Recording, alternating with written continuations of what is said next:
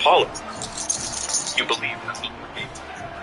I planted, Paul was watered, but God gave the increase. So that neither he who plants is anything nor he who waters, but God gives the increase. Now he who plants and he who waters are one, and each one will receive his own reward according to his own labor. For we are God's fellow workers. You are God's field. You are God's building. According to the grace of God which was given to me as a wise master builder, I laid the foundation, and another built on it. But let each one take heed how he builds on it. Now listen to this. For no other foundation can anyone lay than which is laid, which is Jesus Christ. For now if anyone builds on this foundation of gold, silver, precious stones, wood, hay, straw, each one's work will become clear, for the day will declare it, because it will be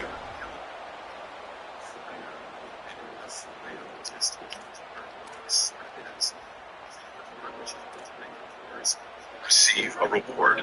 If anyone's work is burned, he will suffer loss, but he himself will be saved, yet so as through fire. So that's the passage of the Catholic interpretation of this, 1 Corinthians 3, verses 4 through 15. Damn it! We die. Yes. That was present.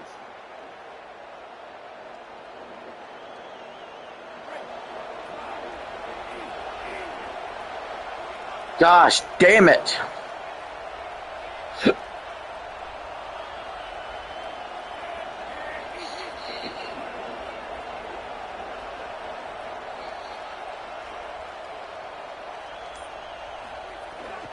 Fuck PlayStation with this shit. I agree.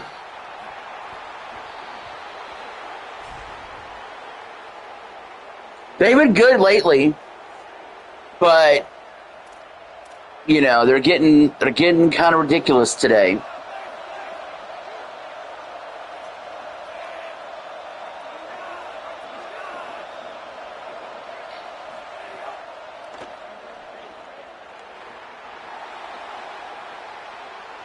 I'm glad I stream on PC. Yeah, where the stream isn't gonna randomly fucking just cut out on you.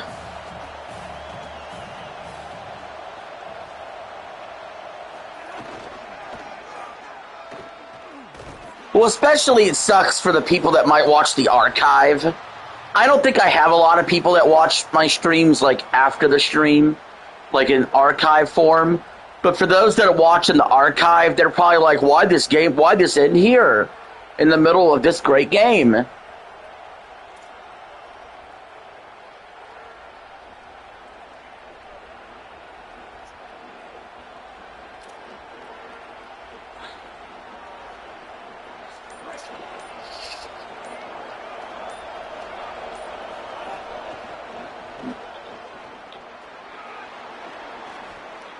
Are you kidding me right now? Come on, come the f*** on.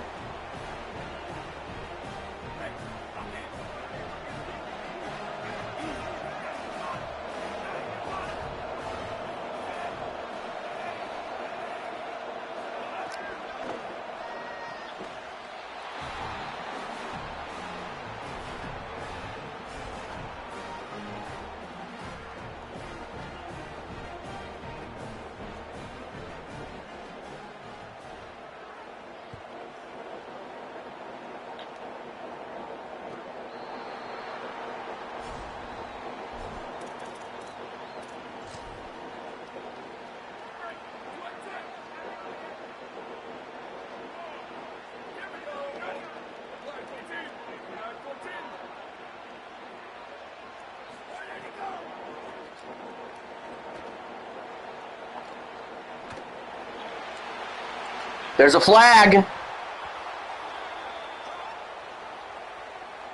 Defensive pass interference. Where does that put us?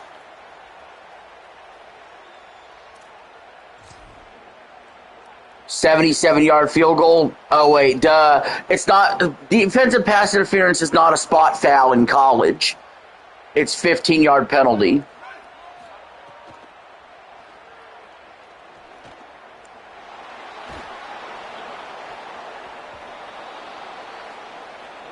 That's half.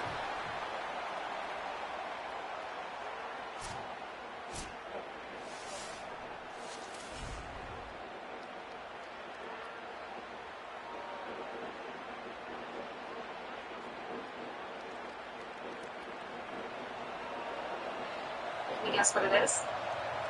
It's the Book of Mormon.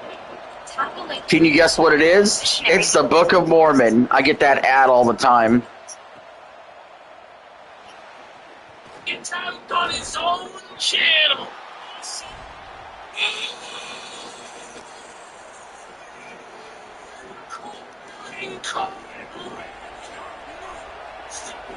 A false flag attacked on his own channel. He's out here, he's flagging down Luther, he's flagging down Camelot this week. So what does Jared do to try and turn the tides of the narrative? He releases a bunch of emails from YouTube showing his videos are getting age restricted. They're getting age restricted on it. This is something that happens because people hoarding the videos there, Jared AI. What kills him on this is he didn't scratch out the title of the first video, which is not a video that's available publicly anywhere on his channel. It's just called Delete. So what he was doing was uploading a bunch of videos, unlisted, marked like Delete 1, Delete 2, Delete 3, so that he could show all the videos are being age restricted. But he was intentionally uploading stuff unlisted he knew would be age restricted. Wow. Fucking pathetic of the quartering, dude.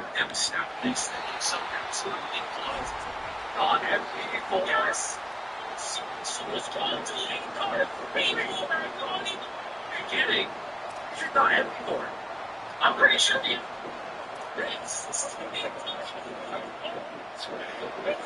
The quartering is false flagging himself now to pretend like he's a victim. This is unbelievable. The general decline, the massively inflated metrics, just purchasing so many ad campaigns and so many subs. So Corbin for the last 41 days has been completely stagnant on subscriber growth. No subs have come in. In the last 5 days, he's gained 71,000 subscribers. He bought 71,000 subs.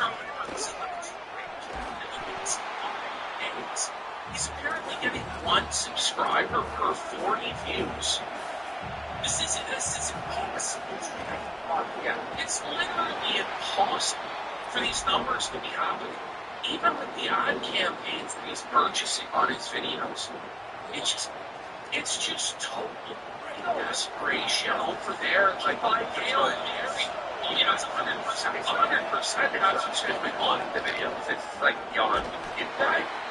That's Oxy. 4th and 1. It's like a place to be P.O. box.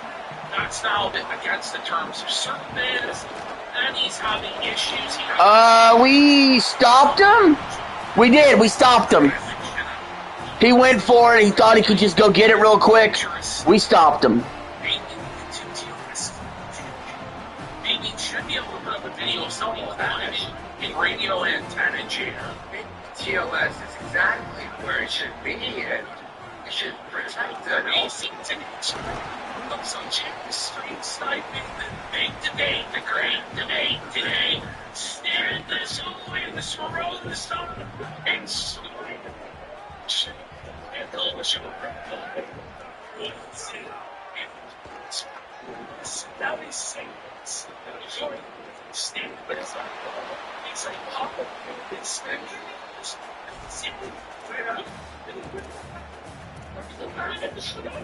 nice. You never teaches or something. But anyway, she was watching the debate. Parents watching the debate, and they realize, all the analogs realize, wait a minute, he's shutting the chat. So they just start spamming in the chat, quartering flag down the casino, quarterings and exposing all of his scams. Within 2 minutes, Jim, it's stopping all this stuff in the chat. It's totally funny. One second, I thought that clip, I'm like, Well, Cher's chance to be fat. You felt like it. See, by the way, Damn it. the first like 20 minutes of the show, he had 20 viewers. Bro, you're going on. It's one. It's like the first half hour of the show. It's nobody watching. Everybody was watching the debates, man. Then when the Oh, no! Melanie's really getting to Melanie, which I find surprising because a lot of the pressure really isn't on her. And at any point, she can just walk away from Cher's show, and probably everybody would forget she exists, just like they did with Chrissy and Hannah and Luke. You know, like, just let the Gigantic sink. But she's determined to fight to the very end here. She's to the point now, after she got caught red-handed watching our show. How embarrassing. After your whole defense this whole time is you don't have time for this, you have a real life, you're touching grass, you're unbothered, you're moisturized, flourishing in your lane, going to the gym, shit. You were changing. You were caught changing the title of your YouTube channel during our stream because we shouted out your YouTube channel and you didn't upload for it in a second. Then, when people start creasing you on Twitter, you start fighting with them. You're fighting with the Kino growth on Twitter. But you have to drama. You're not caught up in this petty stuff, right? 3-minute video crying all the people gossiping about you and the hateful trolls. Stopped him again. You could have used the DTF St. Louis. Dude, it sounds like Kino Casino's gonna be Kino tonight. Shit. It just goes to show, by the way, Mel claims she never Botox. She's on video getting Botox treatments. Wait, what? Yeah, she says she's never had Botox. There's a video of her literally getting Botox. It is. The product alive. We stopped him again! Mel. It's been all defense this half. After it was all offense last half. Justified to an insane degree. The latest quartering coffee shareholders meeting. Chair can't afford anything, apparently. He's broke. He's struggling to fulfill his orders. He's not going to be able to hire any staff until next year at the very earliest. The week he told us it was going great, and he threw the $5,000. And then some people were like, well, actually, he does have money because he could donate $5,000. Maybe he thinks that $5,000 on his coffee business could have hired some people to help out. God damn it. Melanie didn't even end up flying out for the football game. Chair was cutting and pretended like he didn't even try it. Got her to go to the football game with him. Yeah, he had no idea. I just threw a pick. Oh. All of us at the same time. Chair also, guys, you're good. You're not going to want to miss this. Jeremy Hambley admits that he sat in the cup chair. He admits that he sat in the cup chair and watched Heather. But from his own mouth, he admits it. It's in his show. You're going to want to see. No, he really did. That's what he did. He sat in the cup chair and watched Heather. He did. He did. That's a fact. That's a fact. He did do it. It's a legal fact. He admitted he watched Heather from the cup chair. See it. It's going down in 4K. Dean Ashby was attacked by a lion or a tiger, some sort of massive predator. Apparently, Jasper Kinney dug his claws into Phil's chest and left 7 super deep cuts that are apparently going to scar Phil for life. And he's like pretending like he's like, oh my god, it was so painful. I'm in so much pain, guys. I couldn't even show, guys. What? No, this whole story is one of the most unhinged stories I've ever heard from Kev. Where he's blaming the power company for his cat scratching him. And like crashing out that the power company has failed him. Why the same for Gales is with the mighty Hall of Fame. Gosh. And Phil, it's like logistically he walks you through this nightmare that is his house. Because he has no air conditioning because he's broke, he's poor. What he does is he like too much, too expensive and complicated. Playing against basketball, baseball, hockey, tennis, and volleyball. Guess I could put this back on.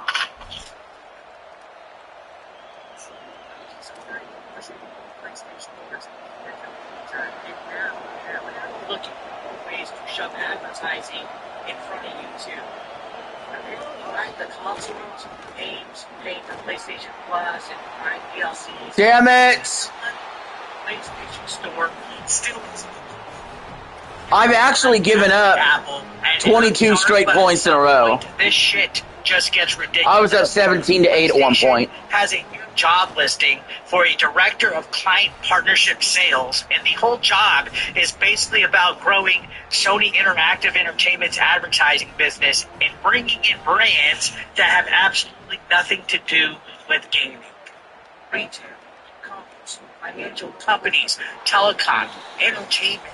They're talking about programmatic advertising, data-driven advertising, emerging ad. Insomniac is working on the next Wolverine game, and it is extremely highly anticipated, or should I say, was extremely highly anticipated until new videos came out, and it is getting completely dunked on by at least the vast majority of Twitter. I caught it! Where people think it's that great and aren't impressed with the gameplay, the visuals, the cutscenes, the quick time events, and a lot of people are relating it back to the original Wolverine game from like over a decade ago, saying this was better. What are we even doing right now? PlayStation themselves. PlayStation. Marvel's Wolverine is making ferocious combat from the very first boss fight. New details on combat, rage fears, story, and more in a hands-on report. And they show a literal quick time of Wolverine pressing R together to get the claws to come out. That's something that was got really cool. A quick time of a second. Oh, it's fun. I'm like, Come on. Yes, another Wrestler 2 for finisher game. The OG Wolverine game is so much better, and it came out in 2009. Jeez, it's 17 years ago. Hi, I'm Sam. Blockbeat doesn't play. Since when do you care about being hands-on? You ignore your customers, disrespect your artists, decide over the heads of your partners. Dropped it. Fuck it. And shit in the process. You stop caring, so people stop caring about you. Is that what you want? A whole bunch of people talk about the no disco line, but these ones, I got a lot of times the game looks like it kind of plays itself. I see you're bringing back the quick time events. It's that not only does Wolverine look goofy as fuck, you'll also find having to do a quick time event button press just to go hard. I hope so great with the community. But we do have people like Nib that are defending Insomniac and Sony. And, of course, coming in to kiss the boots. He says, certain gamers pick and choose when innovation is necessary over fun factor. Same folks knocking Wolverine for not being unique enough are the same folks into iterative Assassin's Creed, Mario Kart, Call of Duty, Gears of War, Resident Evil, etc.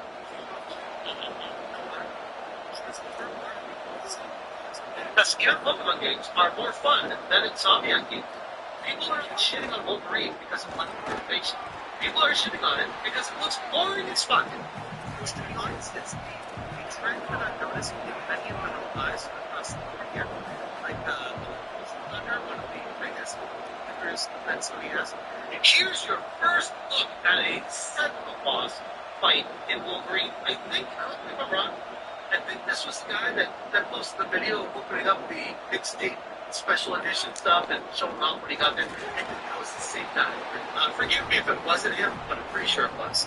But here we go. The fight. Well, ended up with my ass whooped, man. Like it cooked.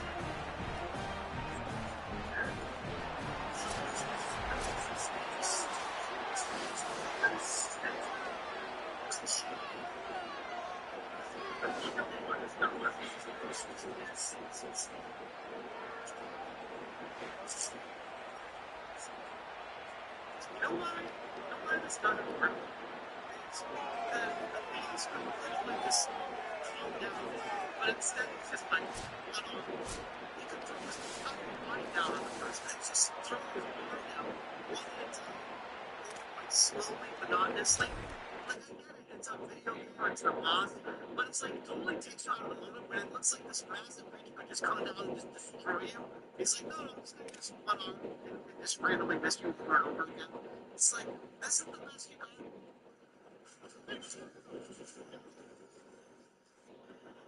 Lord, and he goes and Wolverine Origins even did this fight better. So they already have this Fucking awful. Awful start. Nevada, you're welcome to the slaughterhouse.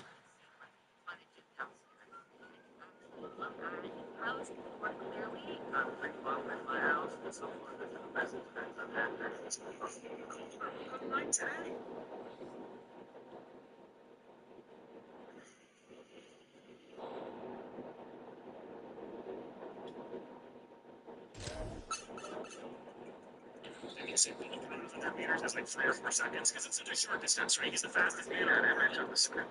Yeah. He's like this man on the green, but there is this look at this series. It's like he can overlead.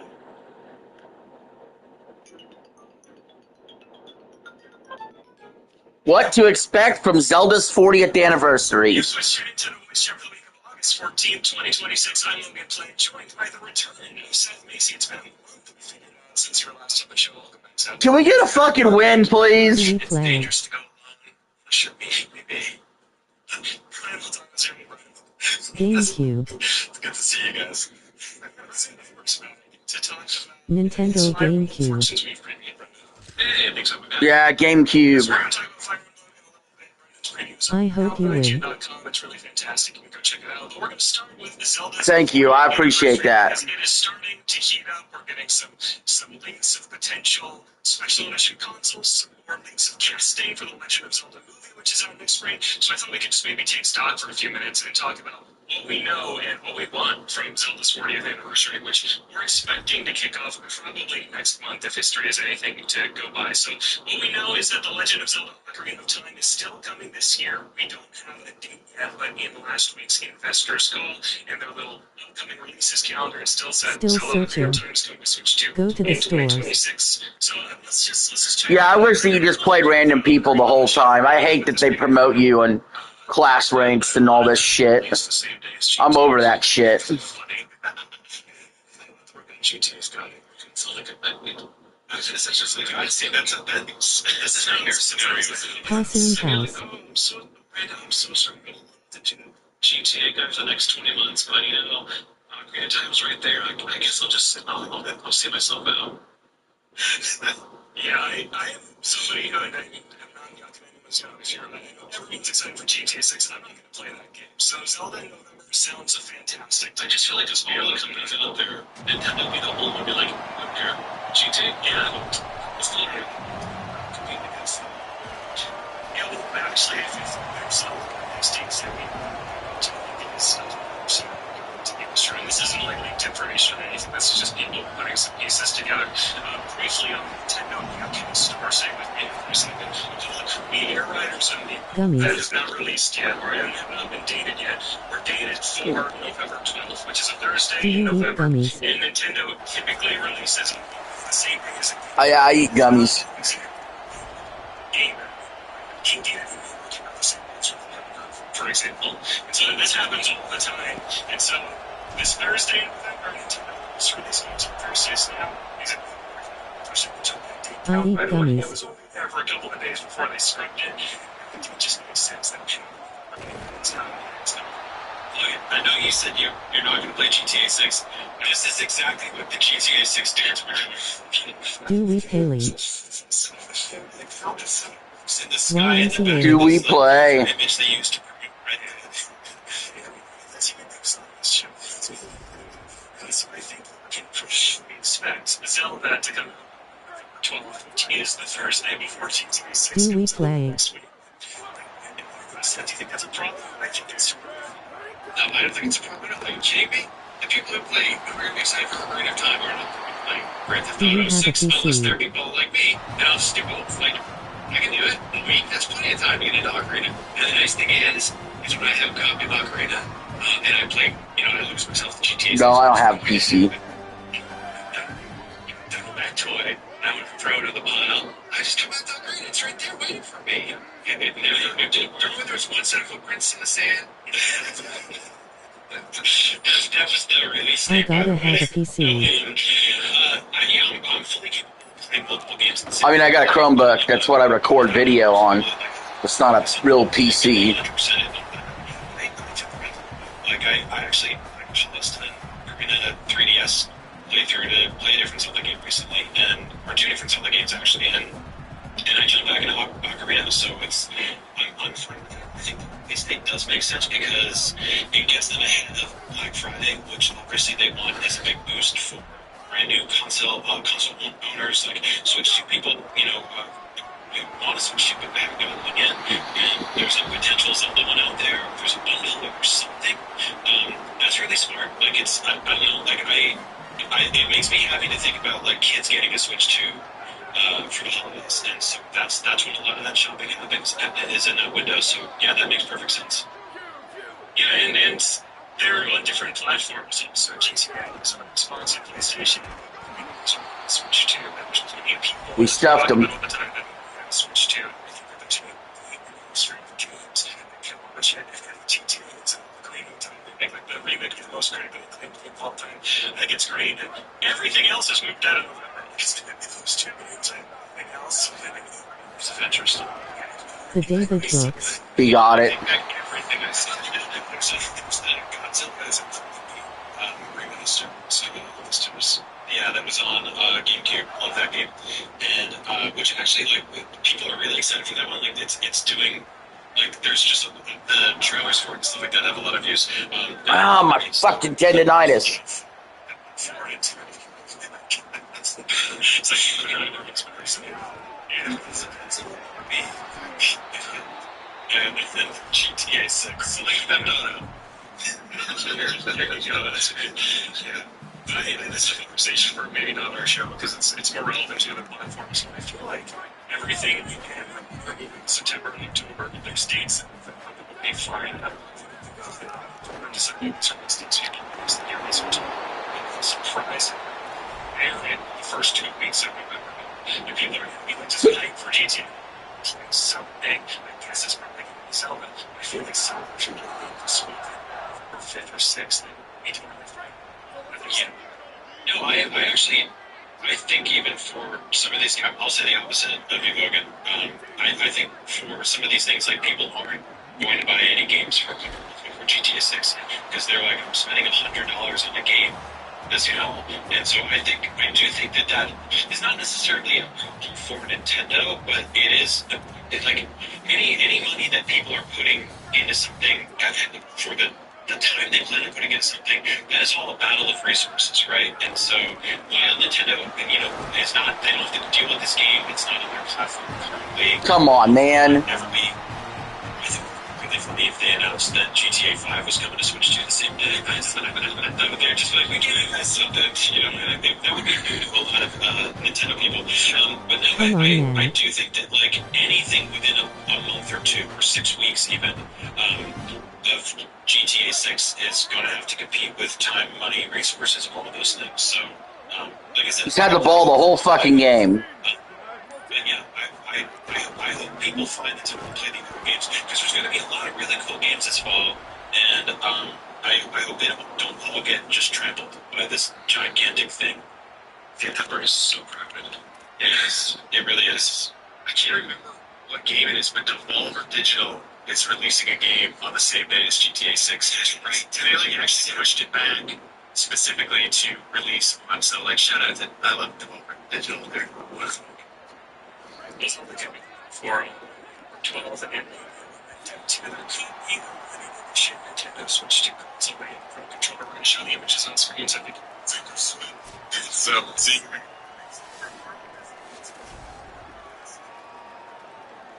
How to fix tendonitis in your middle finger. Hello, I'm Sam.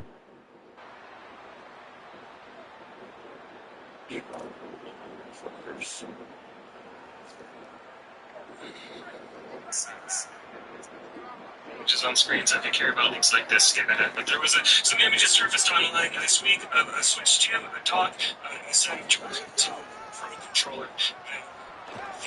Legend of Zelda potentially for the 40th anniversary. We see that Zelda 30th logo recorded on Xbox's. It's like real Nintendo Switch 2 packaging. Brian, what do you think of this? This made me really happy. That obviously everything is terrible now. You can't tell if anything is it became okay. I miss when we would just see like a completely bogus looking blurry picture of a screen. Come on, motherfucker.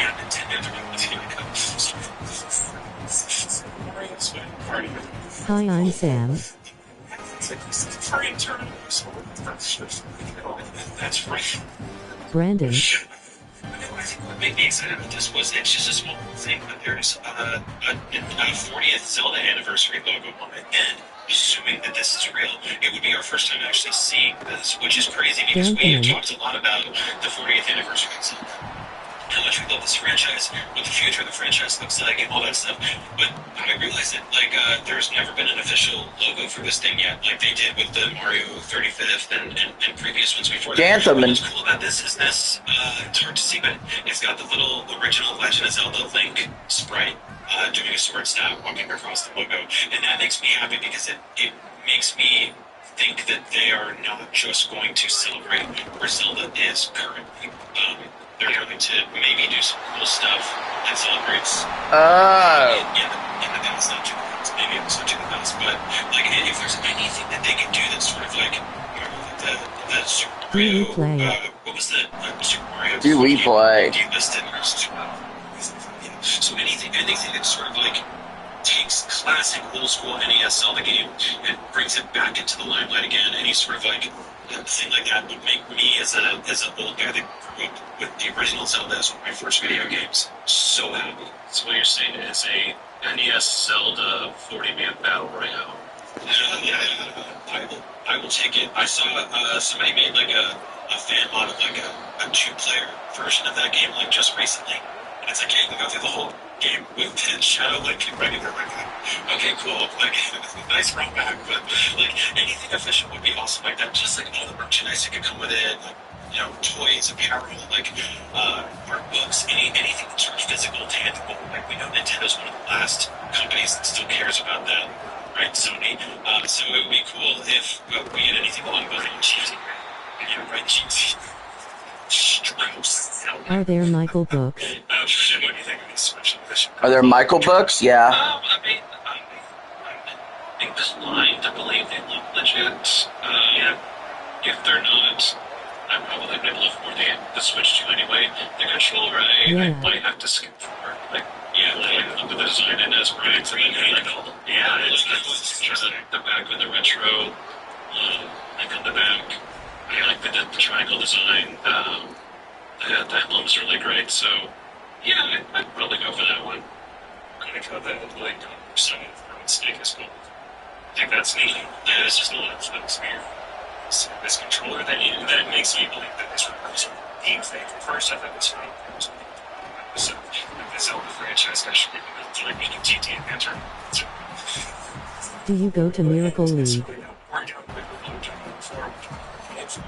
No, I don't. It's just that's recently, and the tag I bought as the that's awesome. Yeah, they used the weather design recently for like Wild Goose Kingdom, but I think the 40th anniversary is going to with a classic Zelda look. That's my interpretation, at least. Oh, yeah.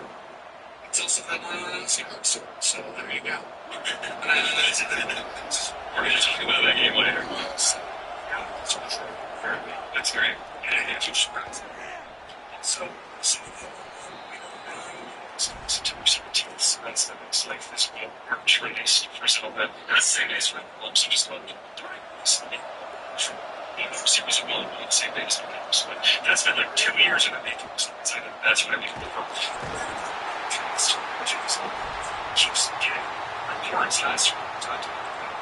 It's actually stuff like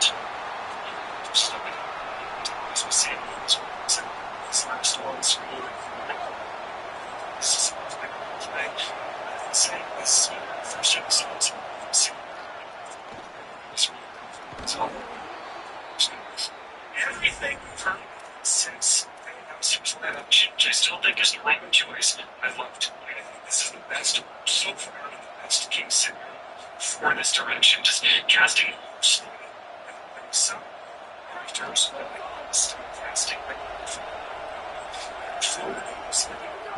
screens like so for I am too. I've been thinking about it a lot actually. And Come on, man. I think it'll be really, really awesome. I don't think it'll be completely faithful to the games and all that, and I think that's where these conversations get annoying.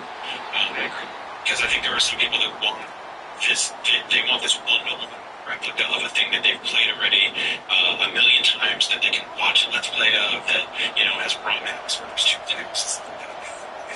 This being a sort of, kid bash conglomeration of a bunch of themes and ideas from various Zelda games.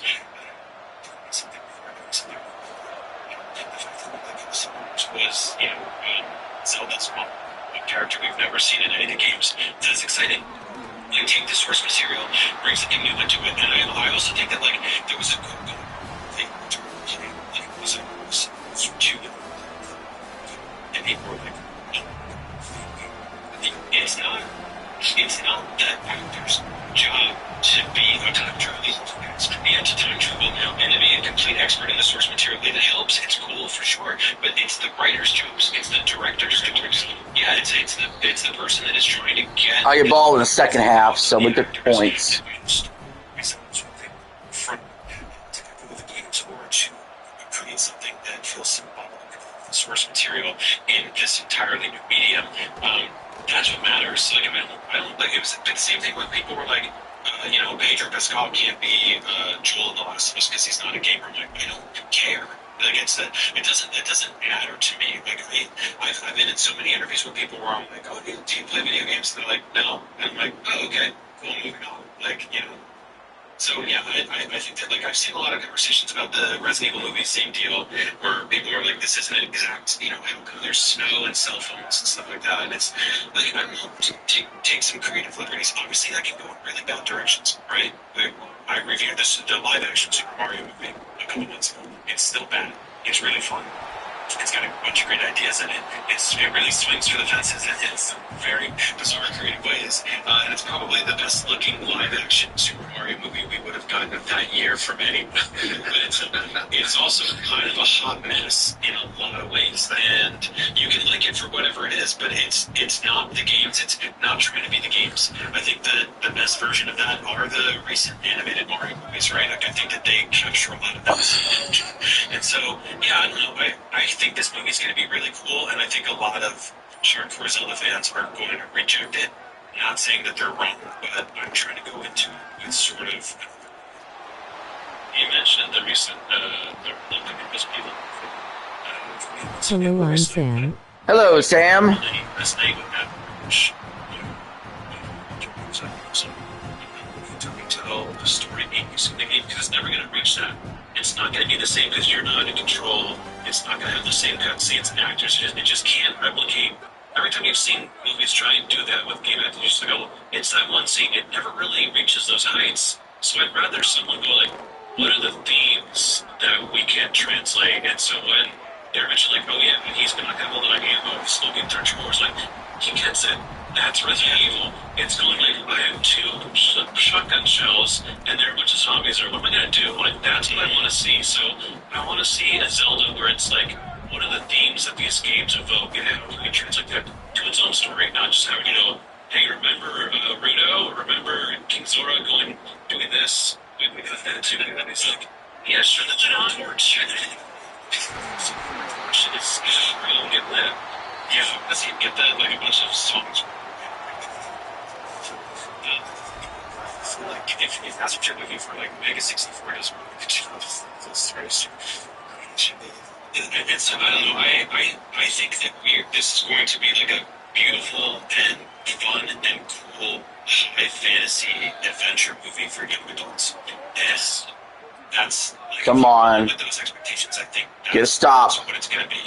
Could also be a Do we we don't know, play? but I really want to Do we play? I think that's his big question.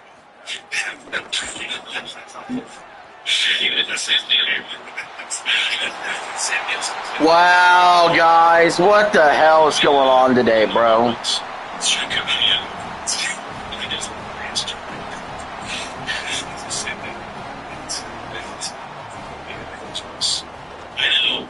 Wow, guys. Jurassic Park suggested dance, but they lost Sweat's theme song.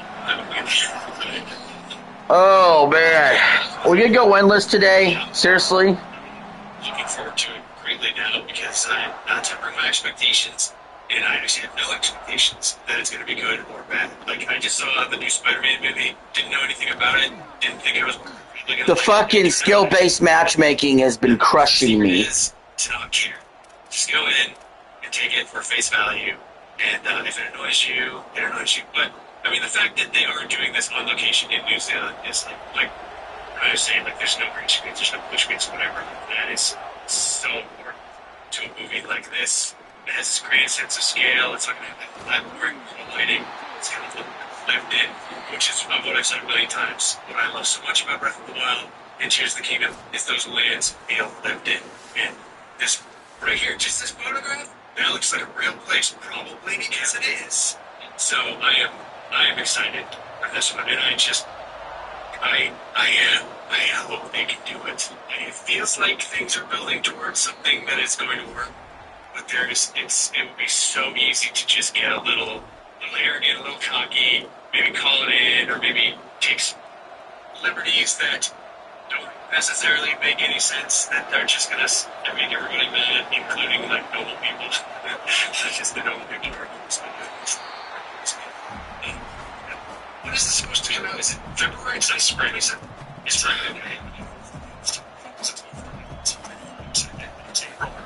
Next year. That's also like I like when a movie gets moved around. One thing one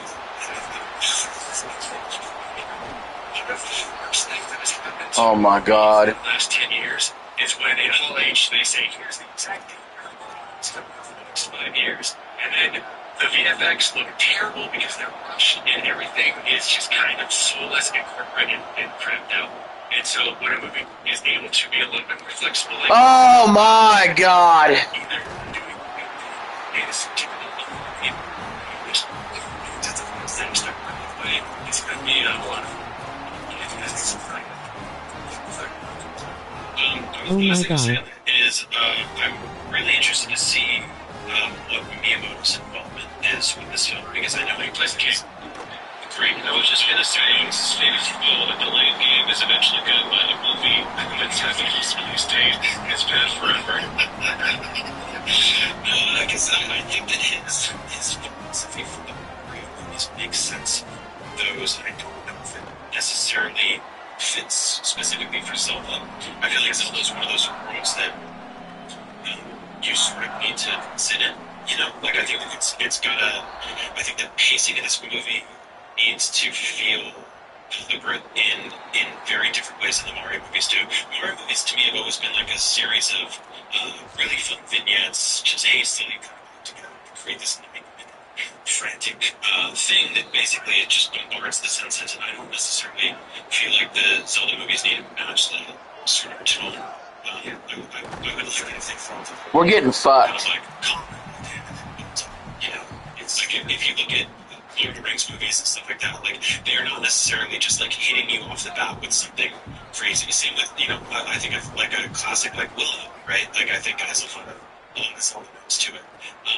they kind of like they build up. There's a clash early on, but then they sort of take their time to reach their destination, and that's what Zelda has always been to me. And so I hope they can nail that. It should feel like you just woke up. Yeah, it's because they decided to make this live action and not animated movies that someone understood the vibes to be different. They can't be jingly keys for both Zelda Stitch together for 90 minutes and it's yeah, I think it's going to be huge. Just the more we're seeing it, just like Good Lord, I got less than a second to throw that ball. I got really no fucking time at all. I just feel like they're targeting such games, younger thing, and then we can work with the actor for Ganon or a multi-picture deal. Like, I think that this could be a really big deal. It does bring more people into playing Zelda, and I think it's going to be successful. We also put Zelda Tears of Kingdom toys from next spring, right? So that's all we know for Zelda's 40th. So far, what we know, people mentioned of Zelda Direct, a segment for Zelda's 40th glued on to a general Direct. I think that's the most likely scenario. And what would be in that if it ends up? So, what else do you guys want to see from Zelda's 40th? I mean, the Ocarina gameplay, obviously, and I'm torn because Gamescom is right around the corner, and Nintendo will be there, and there's also Opening Night Live, which is the sort of kickoff. I don't necessarily think that Ocarina will be there, but there's a chance. I feel like Nintendo's been a little more controlling messaging recently, and so it's the reason that I wasn't expecting necessarily a Zelda movie trailer at Comic-Con. I don't know. It feels odd to me for Nintendo to do a direct that's specifically Zelda 40th focused, and then also have a movie trailer in there, because with the Mario directs, they kind of just did their own thing, right? Those were wholly specific to the Mario movies. So yeah, how do you guys feel about that? I would love a direct that has all things Zelda in it, but it feels to me like the Zelda trailer drop is going to be its own special thing, but then we will get something with Ocarina, maybe tacked on. This trailer. Give me a fucking break! And some plans for what the 40th anniversary looks like. That feels more appropriate to me. Gonna be exclusively on the Nintendo Today app.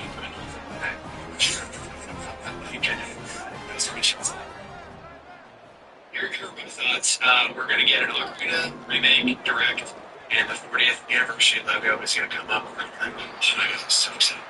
And then we'll see this incredible gameplay, or we'll just see more than what we've seen already, which is basically nothing. And then at the end, they'll say, also, there's a special edition Zelda console coming this fall. And we won't hear anything else about the 40th anniversary of Zelda again. That is my list about the meaning. As far as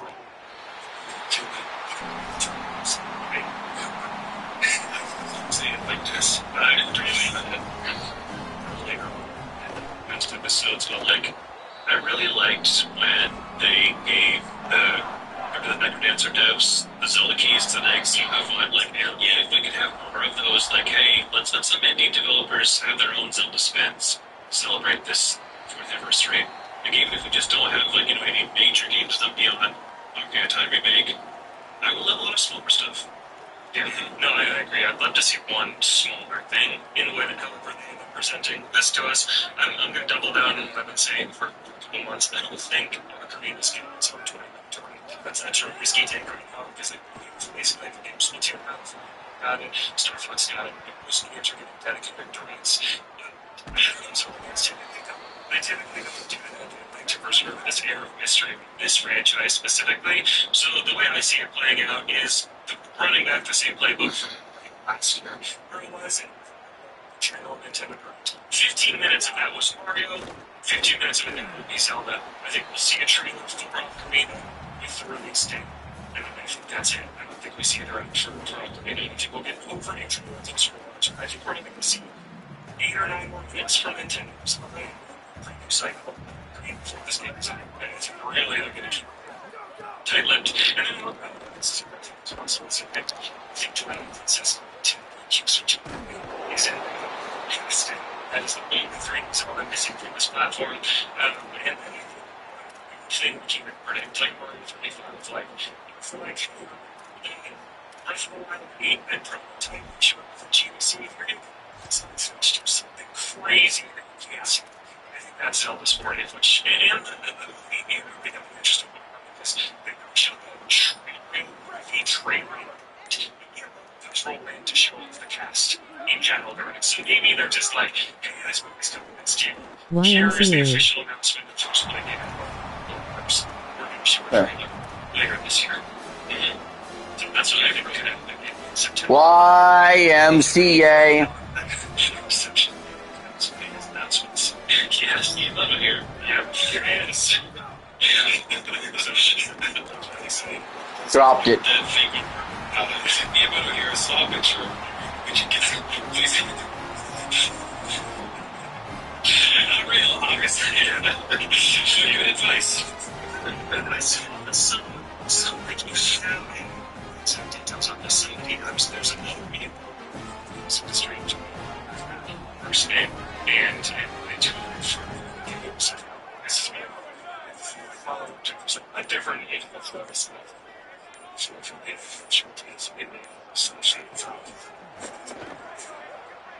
yeah, those are different use of that.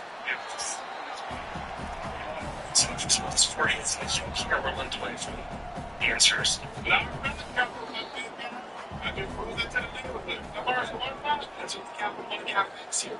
If it's 7 days old, see. You'll give me a sense about it.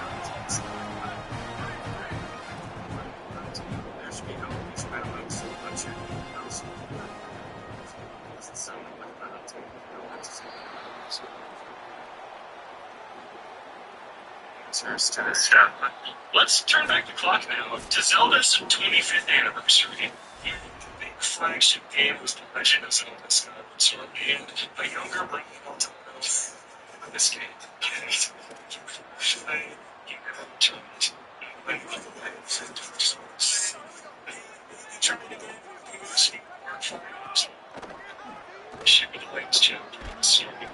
Okay, so I've talked about this a lot on the show. I've been going through basically every Zelda game with my daughter. It's been fantastic.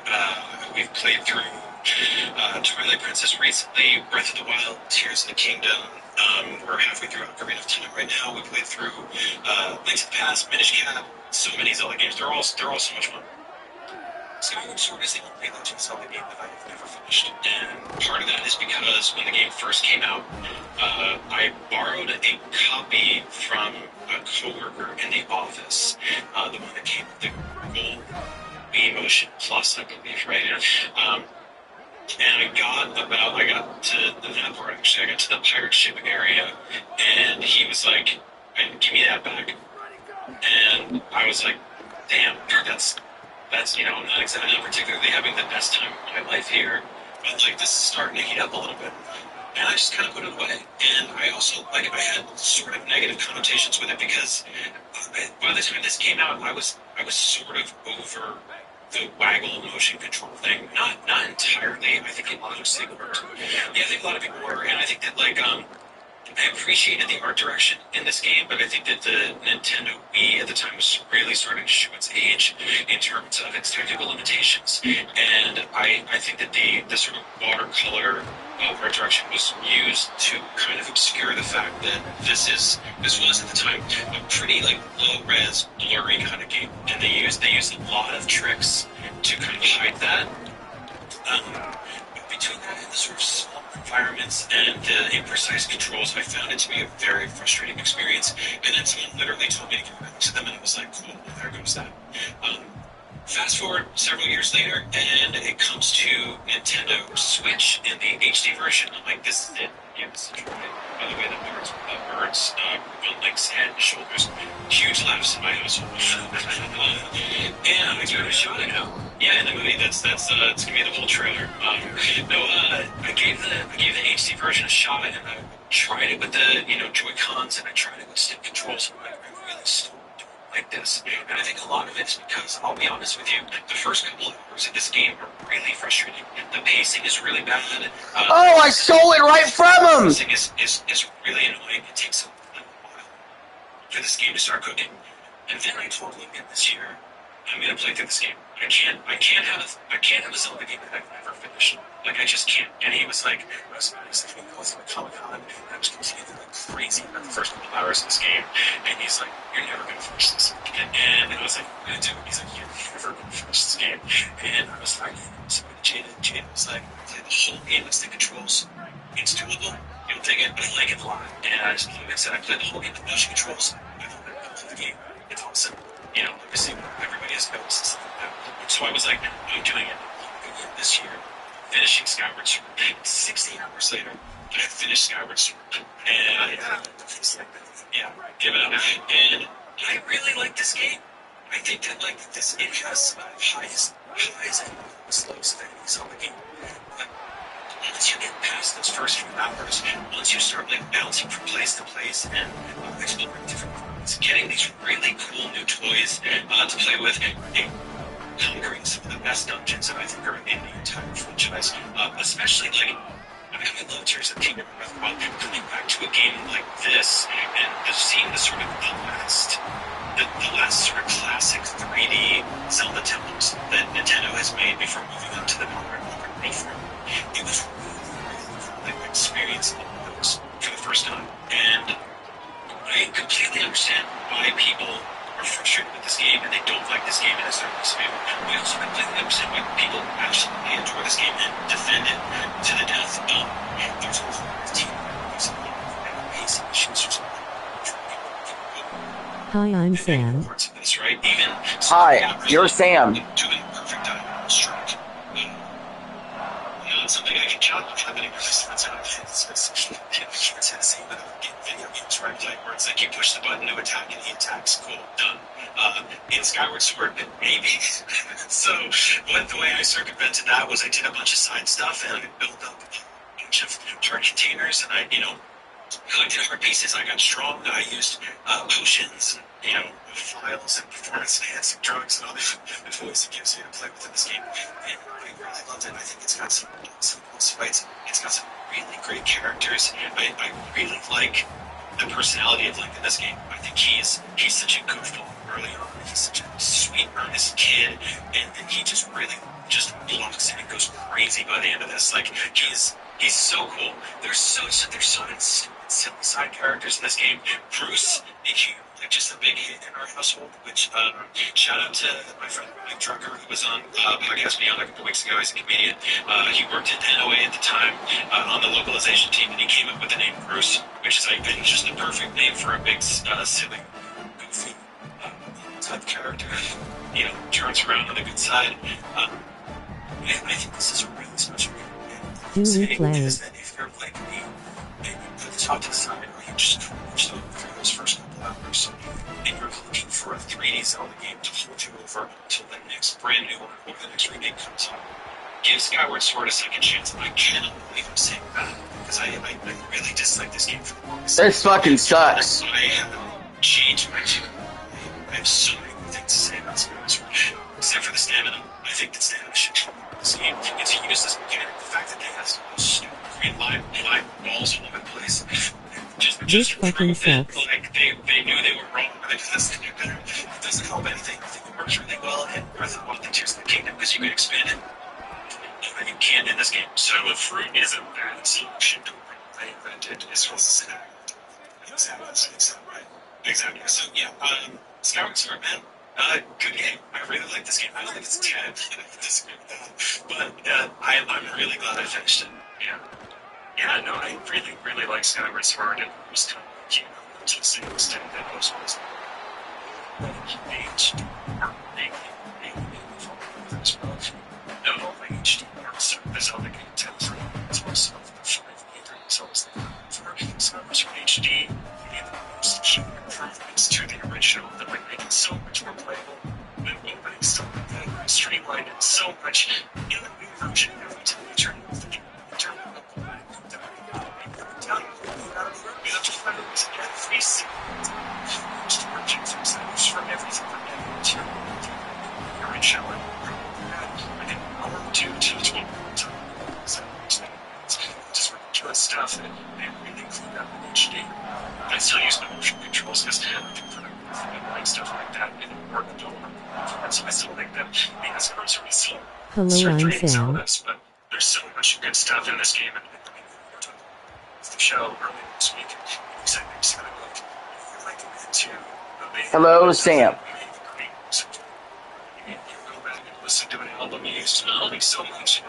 I miss those guys, and that's really Christmas. Like that's exactly it. It's like you have the first couple of records from a band you really love, and then they put out some stuff that's not so great, and then 20 years go by, and like they're not making that music anymore, and you go back to the stuff that you didn't like at the time, and you're in a different place in your life, and you're kind of like, I actually really appreciate this now. And like you said, I think that mixed with the very smart, very well implemented updates and changes they did with the HD version. Like, man, there were some of my favorite sort of optional moments of any Zelda in this game. Like, I think that some of the dungeons, the way they sort of unfold, is some of the best stuff they've ever done in this series, and it's I'll give the people the voice who say this for Breath of the Wild and Tears of the Kingdom. It's the kind of stuff that's sorely missed in the modern games. You get microcosmic versions of that when you build something in Tears of the Kingdom, where you ascend through a floor in a way you didn't think you could, and you enter into a territory that you're not supposed to be in yet. There's all of those. You get those things, right? But these puzzle pieces that Zelda was known for so long are so well done here.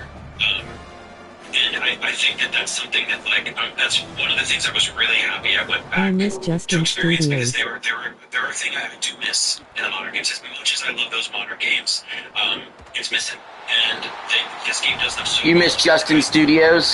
This one specifically, it's like a big scorpion, which it's pretty classic Zelda. Like it's got it's got a stab and stuff like that.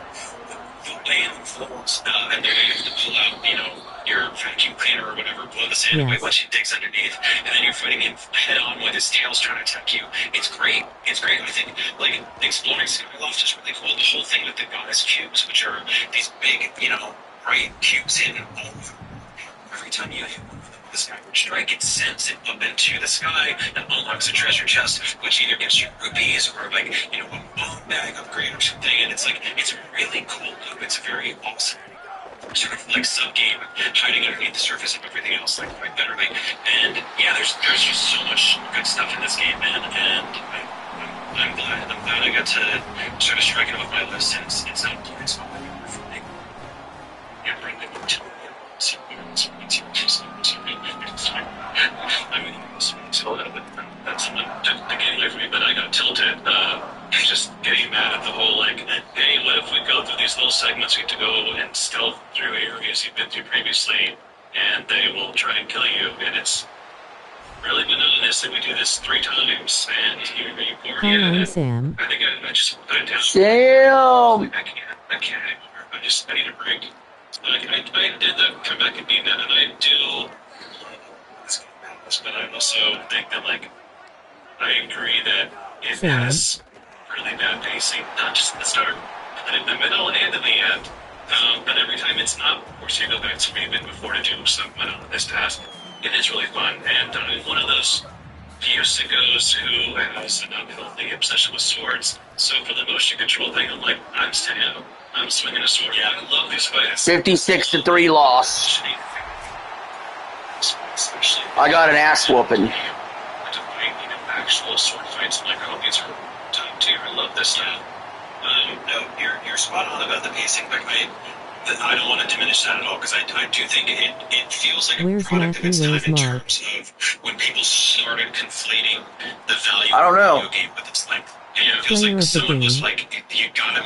we can't make a Zelda game that's 40 hours, it's gotta be 60. And there's a lot of backtracking, there's a lot of go back to this place for the 3rd time. And sometimes those things are fun, don't know. and other times they're really tedious. And I just went from music notes for the piano. There was a lot of stuff, man, where I was like, my kid heard some curses, and It was, you know, if I had hair, I would have pulled it out. Like, don't get me wrong, there's some really frustrating stuff in this game. It is not perfect by any means. I Where's think that Scion? really kind of like honed in on why I was so bad at the backtracking. It's because I felt like the sky was a failed idea. I don't know where Zion Like, it is. was like, fly down the sky, is what's there to do? Well, there's a little tiny You never dots of heard the land. You name go land on Zion. it. I mean, there's a cube there, but like, it was. I felt like that's a missed opportunity. Like, you start off with this really cool sky island, and it's huge, and everything else besides that, it's just like a really tiny dot. I'm just like from a desert. I'm a desert. I don't know where Zion is.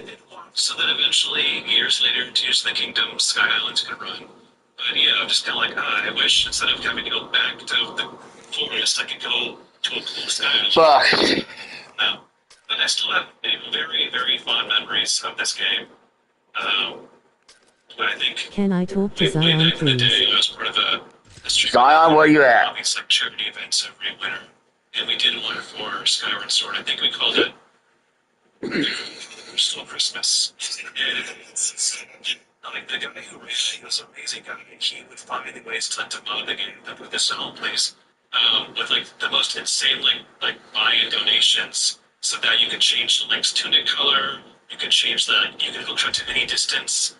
We found a way to implement. You can change any text box to be randomized, or if someone wanted to like donate to add their own thing. So we had like Demise screaming like, "I'm making mac and cheese, no one can stop me." Like, just totally ridiculous. And I mean, for some just wonderful memories, and like I'll always remember those memories of Skyward Sword, the best, yeah, they're unofficial ones. Seth, do you have any thoughts on Skyward Sword?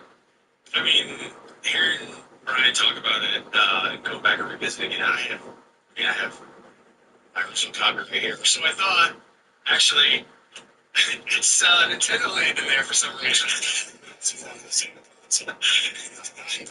Makes no sense. No, I was getting, like, I'm like, oh, you know, I do think of this, the HD remake, and I never gave it a chance, and then Brian said, yeah, 60 hours later, I was like, oh, this would never be played by me again. So, no, sorry, yeah, 60 hours for a game that I'm only going to kind of like, it's a bridge too far.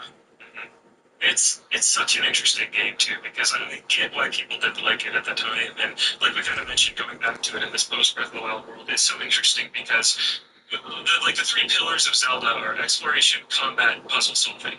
And in Skyward Sword, all three of them take the form of puzzle solving. Right? Combat is all about slashing in the right direction and waiting, and it's a lot of patience involved. And then exploration, it's not these big wide open fields you're going across. There's like I remember Miyamoto and Aonuma even said outside the dungeon is also a dungeon, and there's lots of puzzles to solve to even get to the dungeon. And then there's classic Zelda puzzles right in those dungeons as well. So it's a lot of the same flavor, and I think it can feel exhausting because you're just constantly solving puzzles Hi, in I'm everything Sam. you're doing in this game. I think that is a flavor that's sorely missed now, as we've talked about. So playing it, it just feels like this overdose of this type of Zelda I miss so much, and I really like it for that reason. And Brian, I don't know if you took this advice, but I played this game the last time I played it when I really fell in love with it without dowsing at all. And for me, dowsing is like the Fi GPS system that just guides you to where you need to go. And I found that if I just ignored the mechanic, it felt organic to discover where the game was asking me to get to. And so I think the game is so much better without dowsing. Yeah, it's also like it's so obvious for the most part. Like it's like if you went to a beach with a metal detector, but like there was just coins everywhere. Like cleaning up the last few goddess cubes for sure. But I was gonna add to what you just said. It's this game where you feel like you're in a dungeon doing puzzles but you're outdoors, and you're leading to a dungeon full of puzzles. And I really liked a lot of that pacing. I thought it was really cool to sort of be like, there's an entire stretch of game happening here that feels like temple adjacent, but isn't. Right? And then it leads to one, and then you do even more of that kind of fun stuff. And I love that. I thought that was really clever. Yeah, yeah, it's cool. Yeah, go ahead. No, you're gonna hate me. I'm feeling like you're in a dungeon on your own doors. I fucking hate Oregon. Construction. And I say that from experience, folks. This is a rare random aside, when you mentioned that it was that the Dutch Duchess reminded me. Does anyone else remember how they revealed this game? Teaser with the game on stage. Yeah. Before that, they had a painting. That's right. And it had I and Zelda, or by Link, and the whole thing was like, here is our painting. You cannot ask questions about it. But you can touch, but you can interview me, but you cannot reference the painting that's next to me.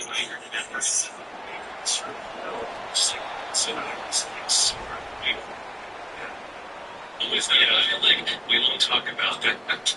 And Fi would have been like, my master, there's a 40% chance that this is a new Zelda. I get that. She's one of the yes, she's 100% C3PO. Yeah. Or 90%. God dang it. Or just like a Nintendo Direct on paper for Skyward Sword. I think it's like it's a comic for Skyward Sword. Yeah, I should dig that up. That was totally marketing, but I can't 100% know. Please buy this book. Please purchase it. It's interesting to see how this returning student can go on to be a reference.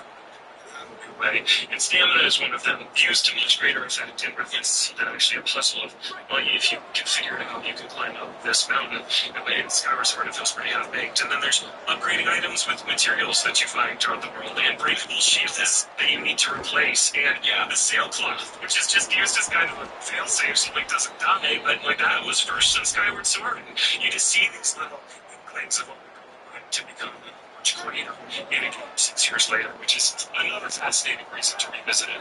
Yeah, the way this game both inspired the games after it, and then also effectively had to break the mold.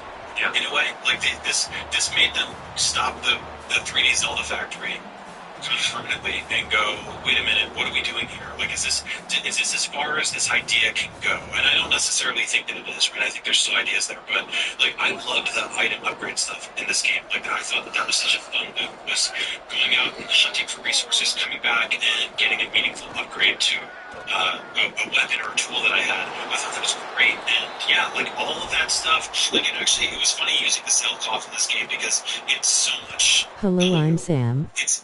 Sam! Things with that in Breath of the Wild, Tears of the Kingdom, and Hero Discovery. It's like a kid toy with crunch. You know, like it's not even just going to drink. Yeah, there's a lot of the running of the ball thing. There's a lot of stuff to better use. It was kind of cool to see their first draft of like a lot of ideas that they went on to perfect. Yeah, well, I'm glad you finally finished it, Brian. It's awesome. Do we play? Think about what really matters.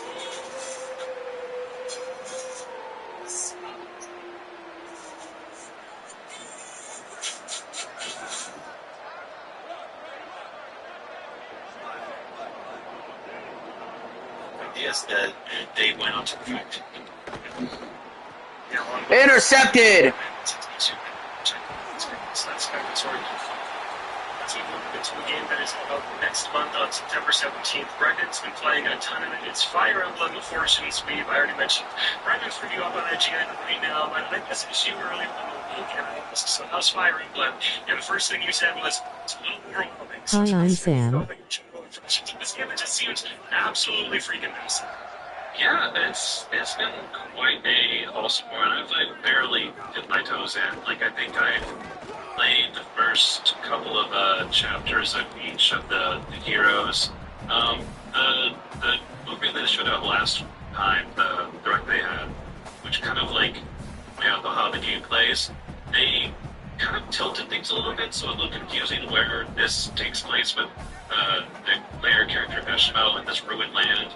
It felt like, oh, that was something that happens later, but you actually start making that character, and you're in the ruined present timeline where stuff's gone really bad, the land's overrun, and in order to save the day, you have to go find heroes who didn't make it to this present for whatever reason.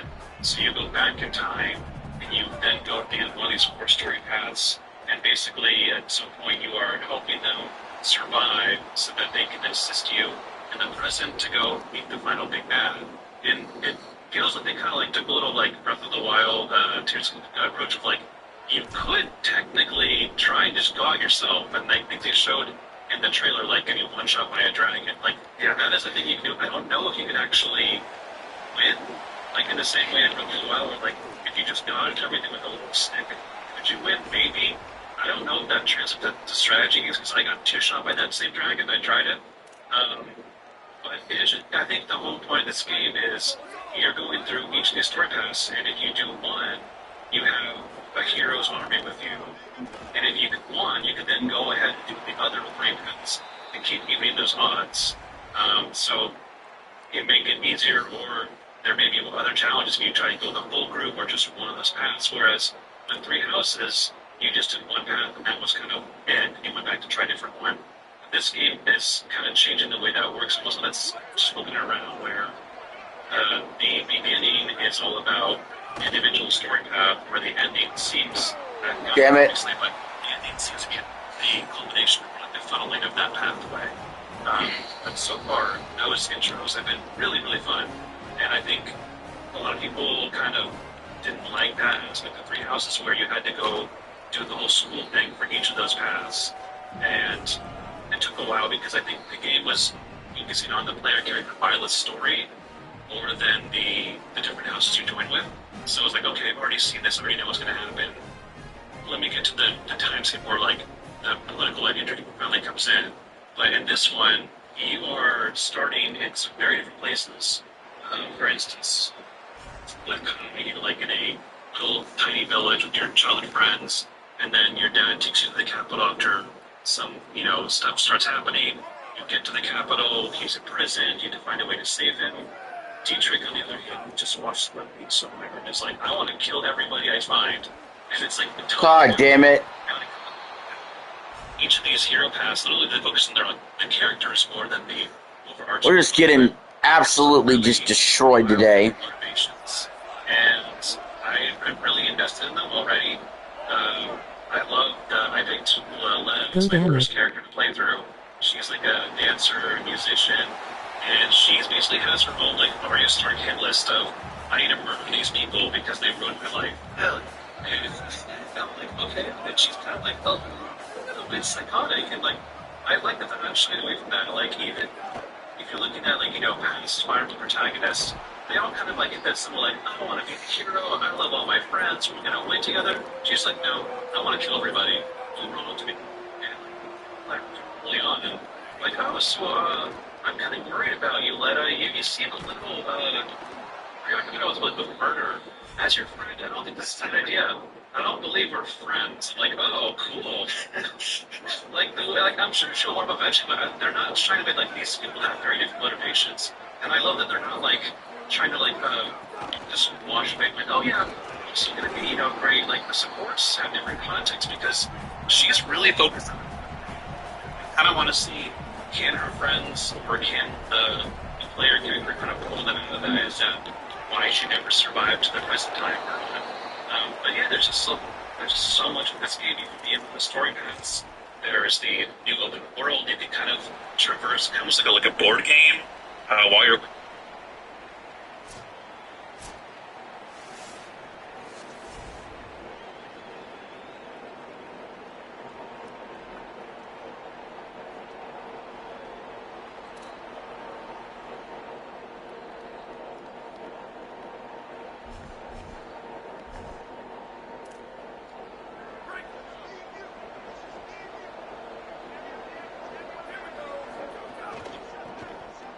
Wow.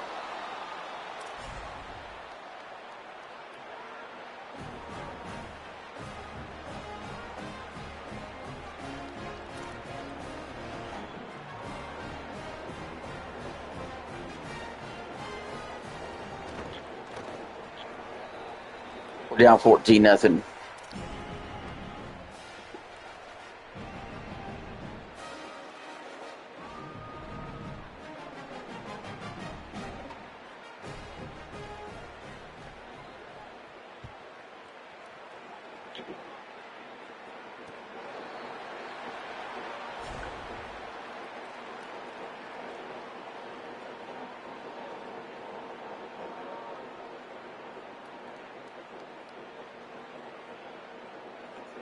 traverse almost like a board game while you're waiting for the next like Coliseum or main battles. There's these new dungeons which kind of take the 3DS game Shadows of Valentia like approach where you can go through and find items. You can attack enemies. That comes into a little battle-based, turn-based system, which is very new and very fun. Yeah, I'm having a blast so far. Yeah, it's Hi, Doodles. approach, right? Because this is something I feel like Fireball has been experimenting with for more than a decade now. Fates, right, was Do we the play? Pokemon thing where you bought different versions and played it for campaign, and eventually there was a true golden path of organized DLC. And in Three Houses, you mentioned it had these different routes, but 10 to 10. missing a pilot. It's weird saying now. These four routes feel very, very different, but are all leading toward the same place where you come back up with Asheville and then come to the ending. That's just like a really smart way to continue to evolve this style of having these different paths with these different heroes and these different concurrent stories that are playing out, but not feeling maybe as like I gotta replay this. It's not as similar. It just feels like it's more unique with each path, and I think that's a really cool approach. Yeah, there's also a really kind of fun way that they're intertwining the paths where Connor you can delayed tell his that time to be lived. the other heroes are having their boss fight runs at the same time. Like you can actually watch someone else's like Coliseum battle. Connor delayed his time to be live. Delivery Uh-oh. Annie, please. But you can see and there's story path. But they Hi, have this girlie. team. I can go watch that and gain experience by watching the battle. Or like you'll have like an interaction with one Delivery character. food to Manny's house, That, please. Lena really wants to murder that same character. Ends up being like a mentor. I'm like, oh, okay, interesting. Yeah, like these little conflicts that are arising. So, how is the combat so far? Is it feeling like there's I a do different believe difficulty and it. complexity of the battles and maps? There's, I think, a lot of potential. It's too early for me to go out and say like, oh yeah, it's better. I guess for context, Three Houses is kind of very familiar to this game, where they have a very similar system. There's no weapon triangle to be specific. There's like there's abilities that are like better or worse, but it's not like swords beats axes beats spears or whatever. Magic is very different, where you can run out of magic. There's like a durability that replenishes, and it was a lot more strategy. Like I think Three Houses was a lot more like story driven, and Engage was a lot of like going back to the Hi, fire I'm blueprints Sam. of this triangle and having a more of a strategy with the battle maps. And I like them both for different reasons. I think they're both great games, but a lot of people think they like one and not the other. I think this is a lot more like Three Houses, but there are some little peaks that Engage that they kind of put in, and I'm just so done with them. Three Houses and even Engage was a lot of the maps were kind of boiled down to just kill the boss or defeat everybody to proceed. And after a while, it's kind of like okay, I can just kind of hurry along to the next one. There's not a whole lot of strategy involved. After a while, they get really good. So far, I've actually found a couple of maps in this game where your objective is actually a little more interesting, where they might throw a curveball into you. Now we're New Mexico State. Hooray. Early on, where I had to like beat a challenge, which was like a friendly combat, but I had to like light these torches, almost like a Chinese checkers kind of deal, where you had to like skip over them, and if all the torches go your color, you win at the end of like 10 rounds. I was like, oh, this is a new way to limit strategy. I had to like both fight the enemy team off and try and make sure that I'm lighting torches to win at the end of the match. So I think if this keeps up and they keep throwing in little curveballs, I will be very happy with how they marry the strategy aspect with the new objectives to keep you thinking. Plus, to go into like how unique every story path is, each of the heroes gets their own new like mystical Talk ability. to me, They call it please. Blaze Arts, where What's up, Sam? Can, like, each can like teleport to walls, and each of these things saps their health. But the more they use it, they can bolster up and get increased stats. If you use it too much, then you take a permanent health debuff for the rest of the map. So that also What's up, Sam? kind of translates to like, how can I use this very specific ability that His no one else best friend has? Michael. Can kind of change how the battle plays out. And these abilities even react to like the one too. So that also gives you more reason to play these multiple story paths. Are you enjoying jumping between all four of them at the same time? Like the setup and story and battles from enough do you ever feel like you're replaying anything from another perspective so far? Yeah, so far at least. I hate being in the upperclassman rank. Like, it's fucking destroyed my lobbies. Initial skirmishes, the battle between the different houses. It's like, okay, I've already seen this battle before. What else you got? For this one, they're all on their own timetables, so even though they're all the same games, right now where I'm at, they're all in their own qualifier matches that aren't like the other ones. So you may notice that, like, sometimes you'll team up with somebody, and sometimes you'll be on your own match. You're like, oh, I didn't see this at all. Some other person's playthrough. So I kind of like how that it keeps things fresh, even though you're in the same spot. The way you're going about these maps are completely different.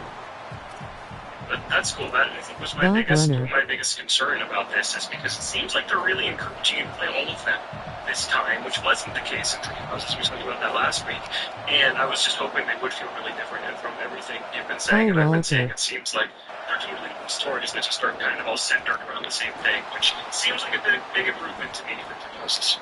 Yeah, my one, no, it's a wonder that by the time you get to the Coliseum and kind of like wrap their intros, you have like a small core cast of characters like Kai's childhood friends or the people that Dietrich meets up with when they wake up. After that, a lot of people you find are just Sam, what's up, man? To your team, if you have enough running. God dang it, dude! Give me a fucking break out there. Or something. But I wonder when you get to the end of that story. Everybody just been butt rushing my butthole all fucking day. Carry over to this present thing, and yeah, to the ways those characters interact with you actually matter at this, and more than the people they start out with. Because if you think about it, like, if you can recruit whoever you want, do they become important to the story, or are they just kind of out there in the background while three characters are the ones that the story charge? Yeah, I can see that. Maybe it's just the heroes and their retainers are the only ones that really matter later. Yeah. Maybe it's missing. Did you want to talk about tea parties? That you're this time, and I believe you were still. I was actually going to ask about that. Let's get to this part. We showed that a lot, and I was like, wait a minute, what's this? So, for those who don't know, the Three Houses introduced this wonderful mechanic called tea time. And Fire Emblem was all about building support with your friends, so why not do it over a cup of tea? And in Three Houses, the character Violet basically has a conversation with the character that you take to tea. They tell you something, and you have to respond in one of three ways. And if you do it all correctly, you get a support boost. That was fun. We even had a podcast a while back with AC, right? Where we rated all the Fire characters with tea time. And, that was fun. So, you may be asking, how does Fortune's Weave expand this idea? Well, they kept the concept of tea time, but there's a very different kind of vibe with where you're into this game. It's not the same. Yes, you can. And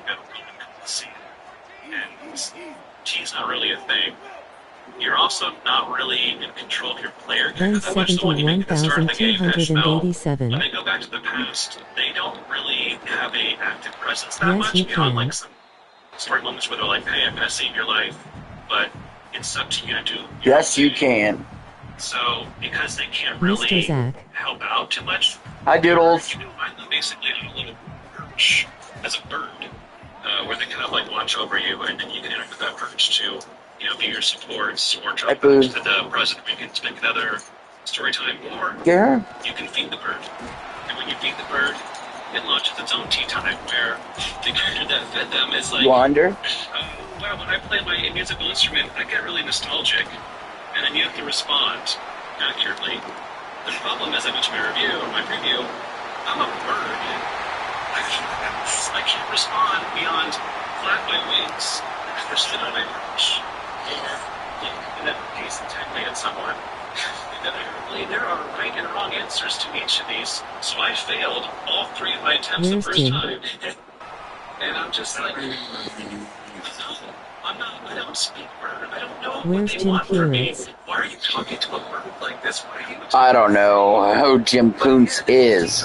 It's not the worst thing in the world. It's just like, This is what you came up with too. Wouldn't have been my word. And then also, like, how does this translate? Because you need support from me. I don't know. If you could have done that with me. Now, I'm assuming at some point in, like, the last part of the game is like, remember me, I was the bird. And you told me your deepest secrets, and I nodded appropriately. We gained a bond. How does that translate exactly? Do you like, oh, I remember you, I've fallen in love with you because of the way I fed you? You are perfect. So is that only with the 4 main heroes then? Since that's your anybody. Got it. Because like every player character in the games, like you can get a support rank with every character in the game. It just had, I think when you look at it, it just has A ranking, so you need to build up because they can't have support conversations when they're a bird. So I'm assuming the A rank will be back when they're present or something. But I'm just like, how does that work? I would love to see it and, mean something crazy when we get to that point, but I'm just like, this is really weird. And it's probably going to be a great guide page because no one's going to know how to speak bird. So I'm going to go through every single possible scenario and jot down, this is how you correctly flap your wings when someone asks a question to you. Brendan, if you want a game with a bunch of really supportive birds, you should check out Legend of Zelda Skyward. That dude, you can jump off a cliff and he'll come get you. Yeah, like it's out there. You can't feed it. Not at night time, man. Not at night. Yeah, well, that's interesting. It's like tea houses or tea parties are really popular at 3 houses. We got to bring it back somehow. And this that they did. Yeah. What? This game seems to be shaping well. Seth, you got any questions or thoughts about it before we move on? I mean, I'm looking forward to clinging to my perch in this game. They were not impressed by that action set. I'm sorry. Change that again. Every Fire Emblem is the same thing. I'm like, I don't think I'm gonna. I hope I like it. And this one, it looks like I'm really. I don't know. It's impossible. I don't even know why I'm trying to pretend. What are I you don't know, cooking? and I won't know until I actually get my hands on whether this is the one. This is the one that sticks because they own the 3 houses and Engage. Thank you, Engage. The most Fire Emblem games that I've ever played. They almost got me to be a Fire Emblem fan. So Don't have a Wii? Maybe this. Gosh, running for it. I'm leaving really encouraged because everything I didn't like about 3 houses seems to have been tweaked here and changed and altered to be something that's looks really ambitious and very, very cool. So that's Fire Emblem Fortune's Weave. That's out in a little over a month on the 17th on the Switch 2. Can't wait to move on to the question lab. Before we wrap up, you can email questions to see@IGN.com.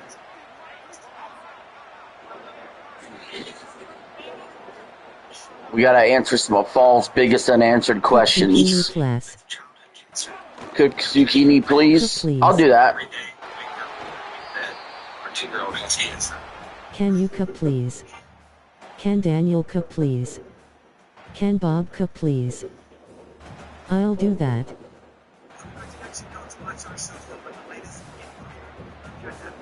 Alright, Marv Lanterners, thank you for subscribing. We're in the back half of 6 and about to kick off.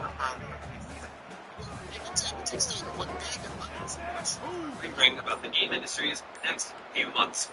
So we're just about to kick off this flood of games coming in September. One of the biggest questions people have on their minds as we go into the holiday season, especially approaching Black Friday sales, is will anything happen to the extremely expensive price of hardware? After September, the last holdouts, Switch 2 and Nintendo, will have raised their prices by $50, so cost of hardware has gone up on all platforms several times on Xbox, which caused Xbox to have a pretty bad Black Friday sales season last year, Ryan. So, what do we think the chances are, Ryan, I'll start with you, that we'll see any sort of console hardware price discounts during the holiday season?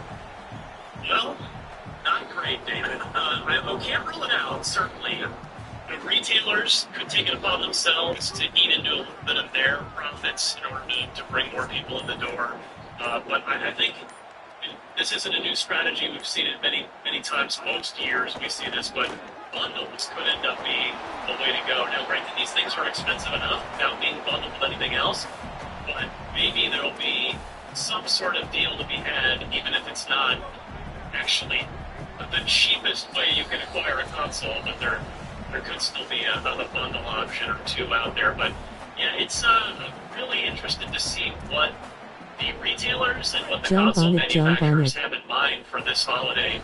I don't think they have to. I don't think they have to worry about this holiday pumping up sales. I honestly think they could just. They're putting out the price they're putting out. RAM shortages and people buy it or they won't buy it. I guess. And now the console's even more expensive. And it sucks. No holidays in August. That'll be interesting to see. No. What do you think? PlayStation has a new, fancy Wolverine edition of the PS5, but it doesn't come with a game. I think It digital PS5 is $600 now, $650 for one disc drive, and then $900 for PS5 Pro. That's an expensive PlayStation, isn't it? Yeah, I'm with Ryan. No I don't holiday think we're in going to see any August. official discount. Yeah, we were going to have the discussion a while ago, and we kind of got sidetracked. But what's the worst month of the year? But yeah, a few months ago, It's August. PlayStation Plus.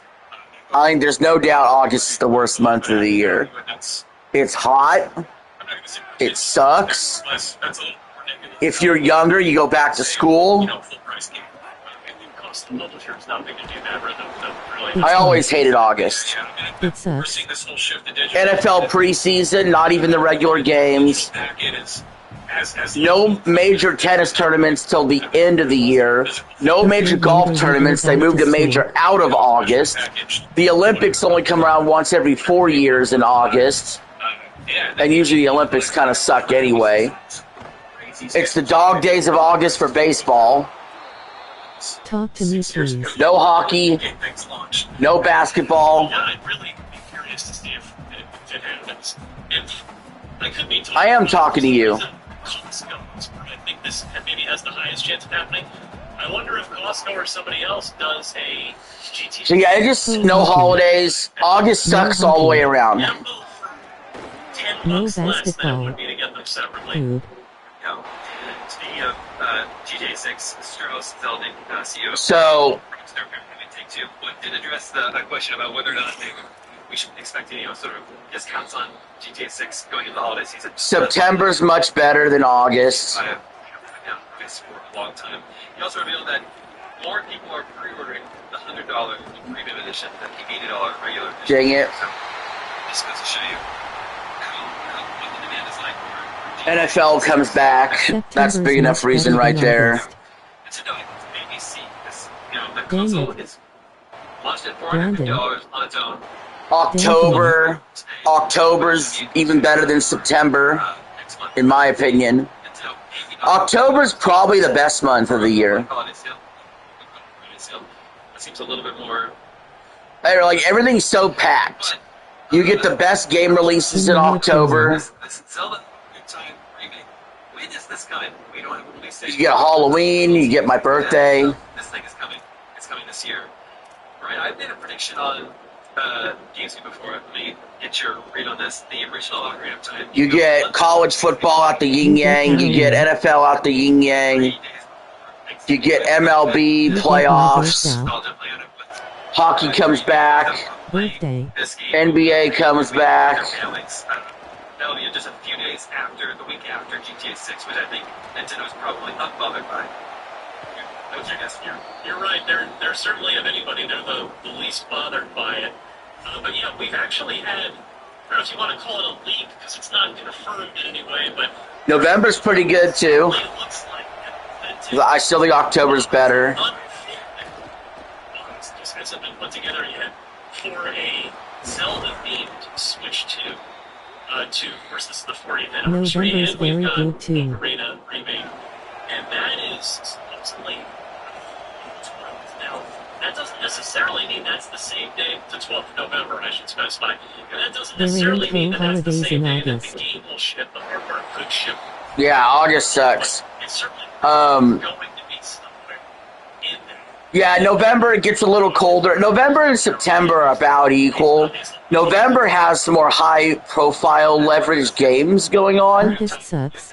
so I probably would take November over September. I'd probably take this. December's probably better than. Yeah, December's better than November or September, but I don't know if it's better than October. Big first-party game releases, presumably It's also factoring in the weather. You might not necessarily associate. January is great at times, but overall, the whole picture as a month, it's not great. You know, I think things are, I love these. Like January, Dates together. People are kind of hoping, like, hey, we don't know when Ocarina's launching. This seems like seems like it could be the one. So, yeah, I put it I don't know. a little bit further for me, just so I think that they benefit a lot from having good word of mouth and also, people drumming on hype organically. I think this will be one of Like January is, I don't know. to me, January's not better than December, October, November, or September. There's less to do, but it's still good. There's NFL playoffs. And it's an exclusive, unlike Halo can't be involved, which Games are usually pretty slight. PC No holiday in PlayStation 5, August. which, by the way, sold pretty much the same on PS5 and Xbox, which is interesting, although, of course, on Xbox, you have a large audience through Game Pass. The numbers are a little soft for a franchise that used to be the FPS, the biggest game in the world. So, but Gears of War is a completely new game, not a remake. What's your sort of thoughts on this? Is Gears going to move the needle on selling Xboxes? February kind of sucks too, but the Super Bowl happens in February, so that's it's like one day in February, super awesome. March is fun. March Madness. March is better than February, but football's done. Is August the only month without any holidays? The Super Bowl. And of course, the Gears were W. reloaded last year. But first big mainline Gears in a long, long time. And the first mainline Gears. And then, March. Do we play? Yeah, March is good. April's not bad. It seems like now May is better than April. May is way more packed than April. Gears it's fun. June's pretty solid. It's NBA Finals, NHL Finals. places being July I'm not sure the Gears is the second most boring month. This July was fine. We had the World Cup, but normal Julys are it's just Wimbledon and the British Open and the Tour de France. Series So. X. I mean, I guess you can get one from the cheap if you have the disc drive. But I suppose, World if Cup. anything, it might benefit from people buying consoles for GTA. Of course, Gears E-Day comes out. Yeah, so if I'm ranking the months from we might see best to worst, in November and December after number one is October. a PS5 or a Series X. You know or so in many this case, things. Series X for Thank you, I appreciate that. But, yeah, just in a vacuum. Though, Number one's I October. think you have to beat 6 to be partner in this environment. Number two is Thank you, I appreciate that. Typically has a big December. in September. And in fact, it was revealed at that state of play in Number three is November. Number four is Trader September. Joe's Pasta. It's not till February. They announced one for Edgeblade Zero. Number five is January. November, first party. Number six is March. Has literally always done a state of play in September. Number seven is May. Number 8 is February. So, Number 9 is June. surprising if they got together January. like a launch window trailer, W. another story trailer, or reveal some new character or Deadpool up there or something like that. But I feel like they've done the bulk No. for getting people interested in this game, getting them Yeah, number 10 is April. decides to show something in September. I think it's And then number 11 is July. Number 12 is August. And some Q1 and Q2 games. Resident Evil Veronica, Final Fantasy. What is it? Number 10 is April. Yeah. What is your record for today? Winless, bud. Haven't won a fucking game. I'm 1-9 this season. Getting my shit kicked in every game because I'm in the upperclassman rank. I should be demoted after this season. They should demote me finally. Haven't won a fucking game. But I just keep getting my shit Passing kicked in. pass. Brandon. Dankaman. That's what prevents this game from being as good as Madden. Is I love the season structure, but I hate the rank up system. I would rather I just want to play randoms, man. I would just be a lot better off playing against randoms. Say the D word, please. Dickhead. This isn't like even skill-based matchmaking in the typical way of doing it. I could do really well in a season, right? Get promoted, and then when I get promoted, get my ass beat over and over and over again, like 3 straight seasons, because I promoted. It's bullshit, truly.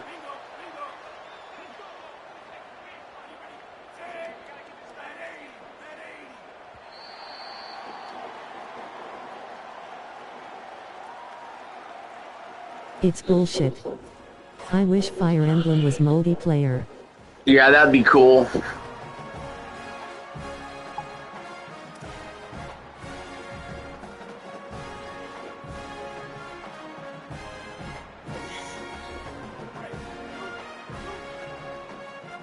That would be cool. Does Bob cook? Does Justin cook? Can Justin cook, please? Yes.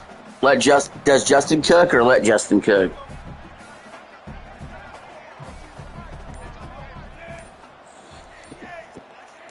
Yes.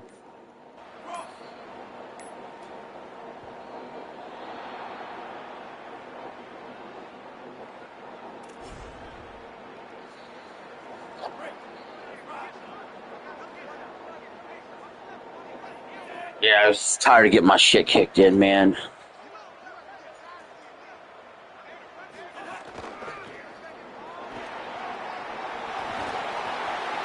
Oh, let's knock him forward. Say the P word, please. Pussy. Prick.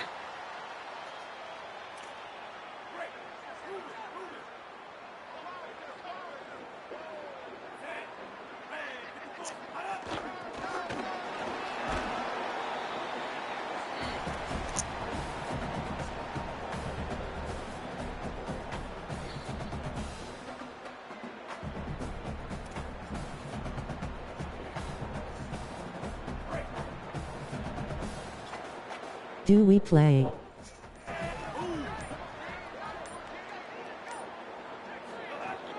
I probably should at this point. We're playing Wheel of Fortune.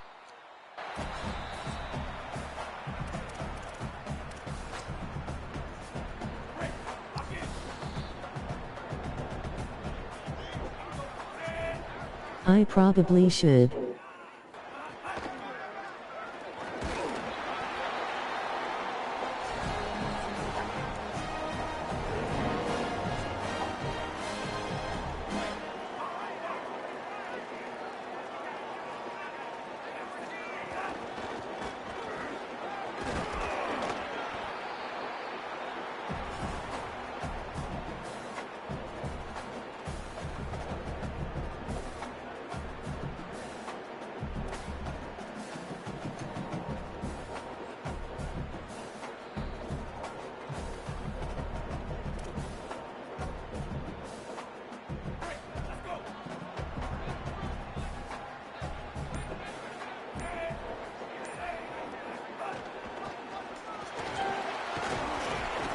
Oh.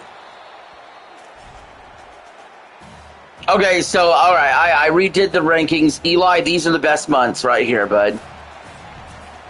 Best month is October, 2nd November, 3rd September, 4th December, 5th March, 6th May, 7th June, 8th April, 9th January, 10th February, 11th July, and 12th August.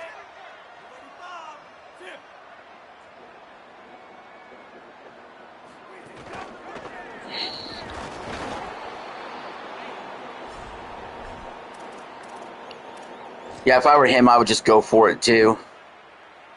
You get the first down or the touchdown, game is guaranteed over. If you don't get it, I'm backed up, and it's a two-possession game anyway. All right, still alive.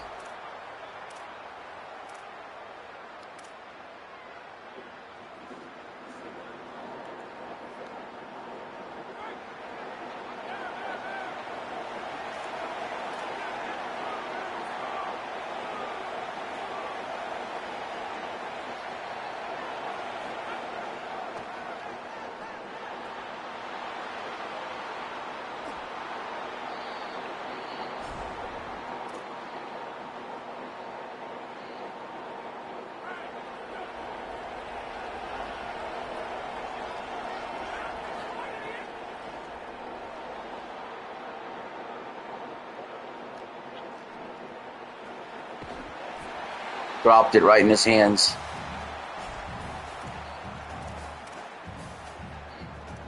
Hi. Hi.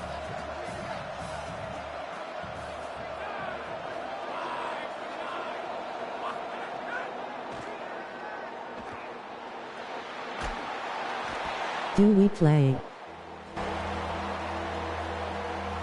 I wish I was right now, honestly. Ms. Danielle.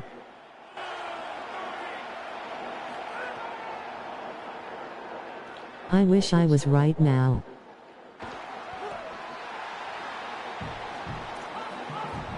Can I go to your house, please? Yes.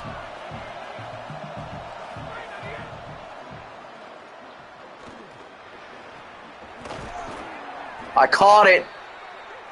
Connor delayed his time to be live. Yes.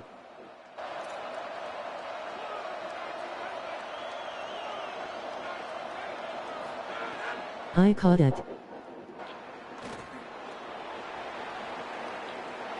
Through pick, desperation pick.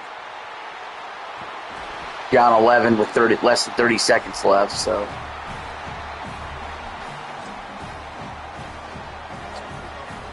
Hi, I'm Sam. W.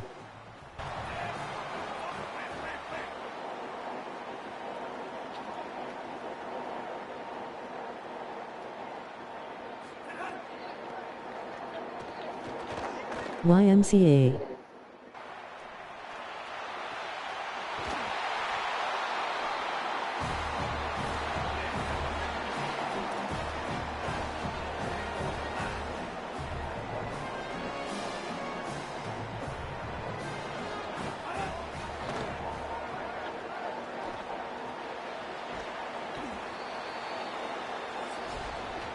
Jump on it, jump on it. Jump Talk, on please. it. Jump on it.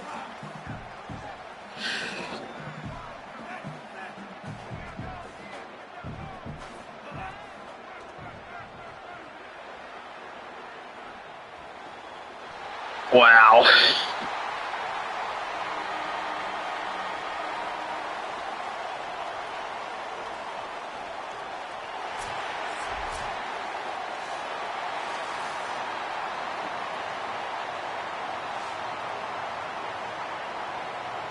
Do you like smoothies? Make a smoothie, please.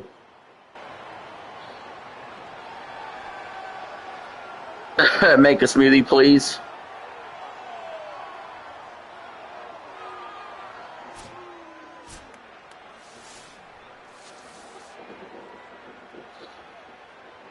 Hold on.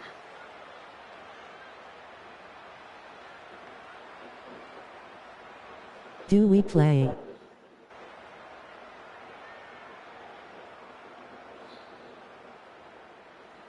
Wait a minute, I'm talking to Mark. We might be doing a little detour. I might go to the bar and then come back. Possibly. I'm really fucking mad and Friends. frustrated at this game. Hi, Mark. Like, I about had it, dude. Do gaming with Mark, please. Hold on. Preseason. No, it's hot weather. Mark is my favorite game. Do we sports, please?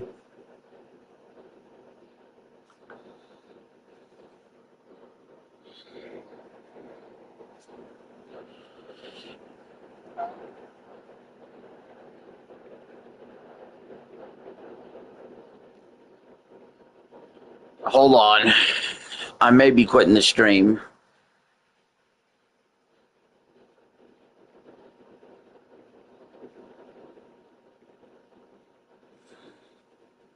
Don't end it.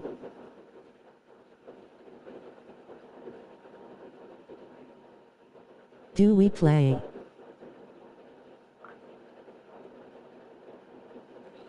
Oh, shit. Oh, man, I'm just so Do an fucking anniversary done, special dude. for Aubrey, please. Who the fuck is that? Oh shit. I'm just so fucking done, dude. Who the fuck is that?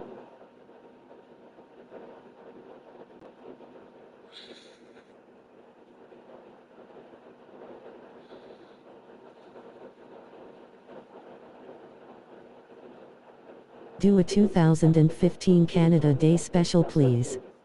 Oh, man. What? For Canada?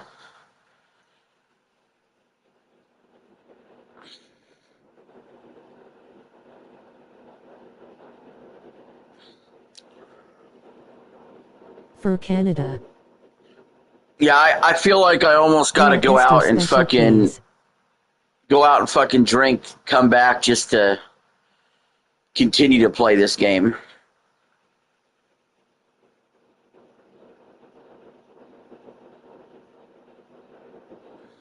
Can I go to your house, please?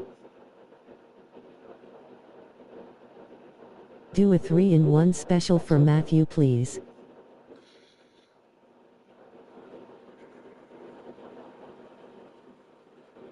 Uh,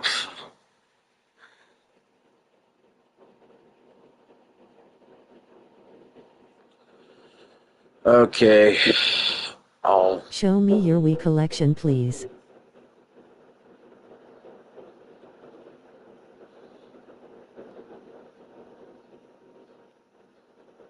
Do Super Mario 3D World, please.